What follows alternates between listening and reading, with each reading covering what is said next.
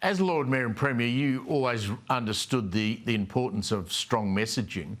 I mean, I just don't get... I mean, like you, personally, I've had great relationships with Anthony Albanese, both in the media and interviewing, and I've had lunch with him once in a social sense, and he's a very entertaining bloke. But why does he persist on standing out in the street with nodding heads behind him, making comments about something as important as national defence and the defence of our country? Why doesn't he go into a studio and sit down and do a serious interview? Or why doesn't he make an address to the nation or something with a bit more gravitas than standing out in the street launching something in some suburb somewhere? Yeah, I think so. And this has got so serious now that I believe he can't continue to just fob it off.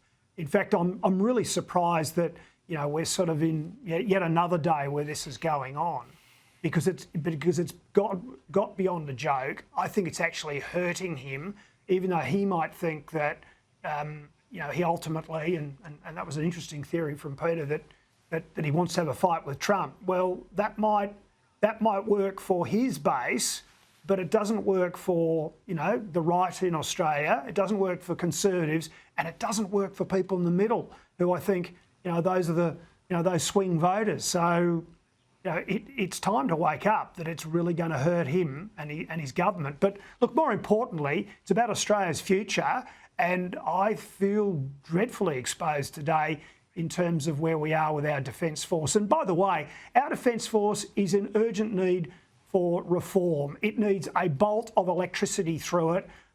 Uniformed people, the bureaucrats, of course.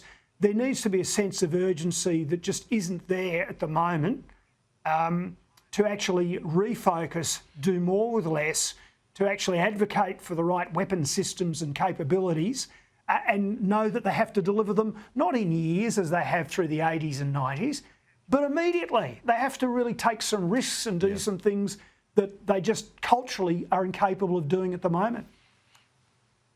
Yeah, I agree with you completely. Look, the Prime Minister during the election campaign ran around the country saying he'd had this plan in place. It's called Made in Australia. So it was largely based around the whole net zero and green energy and green hydrogen and all that stuff. But what about this? There's an oil platform off the Northern Territory, off the coast of Darwin, called the Northern Endeavour. It's been shut down for years. It needs to be dismantled and torn apart and, I presume, used for waste. Are we going to do it in Australia? No. 2 Australian companies, Campbell, bid for this job, but we've ended up giving the contract to some shipyard in Denmark. I mean, if we're going to be serious about what happened to, future made in Australia, wouldn't this be a good example of what to do? Well, it would be a good opportunity to try and foster a rebuilding, if you like, of that sort of capability in Australia. But and really, you'd have hoped the government, if it was serious, would have at least leaned on the side of trying to award the gig to an Australian company. And that's why the unions and the businesses concerned are up in arms. But the flip side of it is this country is damn expensive. It is also full of green and red tape. And it's no surprise to me, sadly, that a job like this goes the other side of the world to Denmark. So they're going to tow this thing by tugs all the way across the world, through the Suez Canal to Denmark to be dismantled, because the Australian enterprises can't compete, you've got to imagine. And that just speaks volumes about what productivity reform really needs, what really means in this country and what we do need.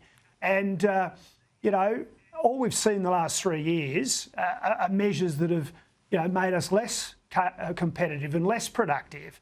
And this is where the rubber hits the road. If you want manufacturing, and this is a form of manufacturing, ripping apart this vessel, then you need to actually be internationally competitive. So it really is a very important lesson for us all about what's really going on. I mean, we're offshoring the manufacture of toilet tissue these days. I mean, it's just ridiculous. It's a great point, and they should have used that oil platform as a really good example of what we could do by bringing stuff back to be made here or taken apart here even. Campbell, great to see you, mate. Have a good weekend. I'll talk to you next week.